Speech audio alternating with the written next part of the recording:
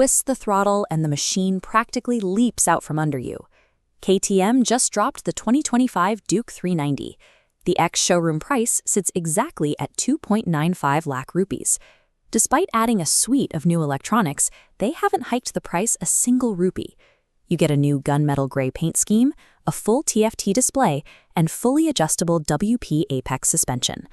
WP Apex is KTM's premium line of shock absorbers that let you manually tweak how stiff or soft the bike rides. This table breaks down the value proposition. You are getting an upgraded 399cc engine, cruise control, and track-grade suspension hardware, all locked at that exact same 2.95 lakh price point. On paper, blending long-distance cruise control with track-ready suspension creates the impression of a flawless, do-everything motorcycle. But strapping touring features onto a machine engineered for aggressive cornering creates friction. It leaves buyers staring at the spec sheet, trying to figure out if this is a practical daily commuter for the city or strictly a high-revving weekend toy. This Venn diagram maps the three distinct riding styles the marketing claims to conquer: city commuting, highway touring, and canyon carving. The reality is that for this specific machine, these categories do not mix. The 2025 Duke 390 is a highly specialized instrument. Depending on where you ride it, you will experience either sharp precision or severe physical compromises. At the center of the bike is the new 399cc LC4C engine. LC4C stands for Liquid-Cooled 4-Valve Compact, which is KTM's engineering blueprint for extracting maximum horsepower from a single cylinder. Keep the throttle pinned, and once the needle crosses 7,000 RPM, the bike delivers explosive acceleration.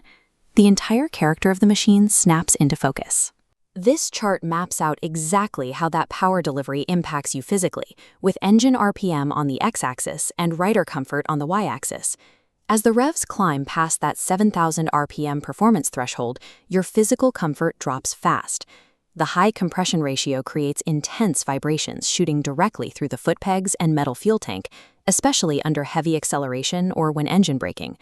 But below that threshold, the engine struggles. It lacks the low-end torque needed to smoothly pull the bike forward at slow speeds. In bumper-to-bumper traffic, the engine practically demands to run at higher RPMs.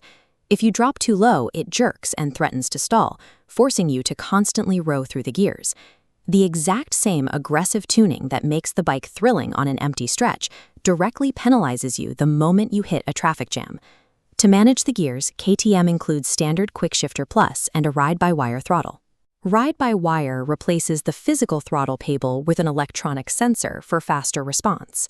The promise here is seamless, clutchless upshifts and downshifts, letting you click through the gearbox without ever closing the throttle.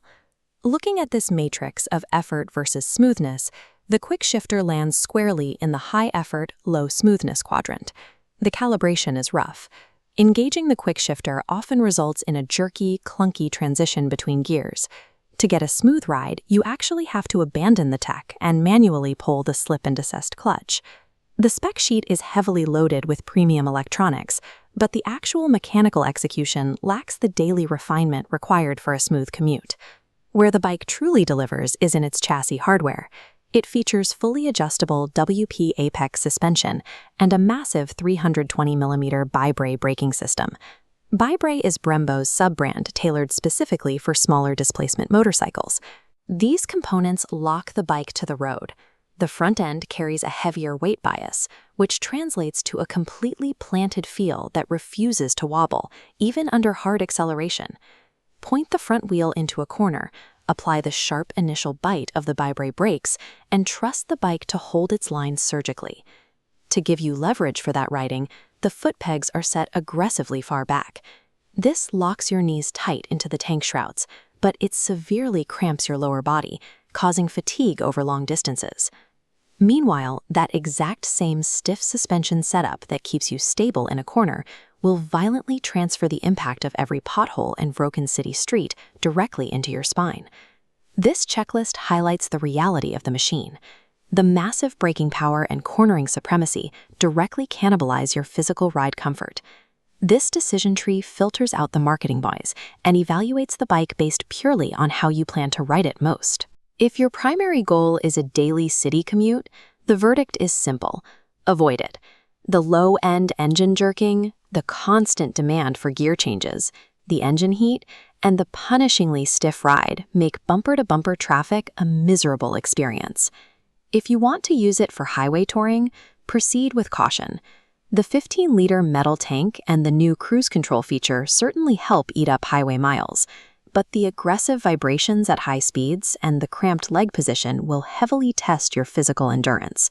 For riders focused on practicality and daily utility, the friction of operating this motorcycle is simply too high to justify the price tag. But if you are a performance purist chasing weekend thrills, this is an immediate buy. For under 3 lakh rupees, no other motorcycle delivers this specific combination of raw acceleration, sharp braking, and aggressive handling dynamics. Competitors from Triumph or TVS might offer a smoother, more refined commuting experience, but none of them match the sheer hostility and track-level precision of the KTM's engine.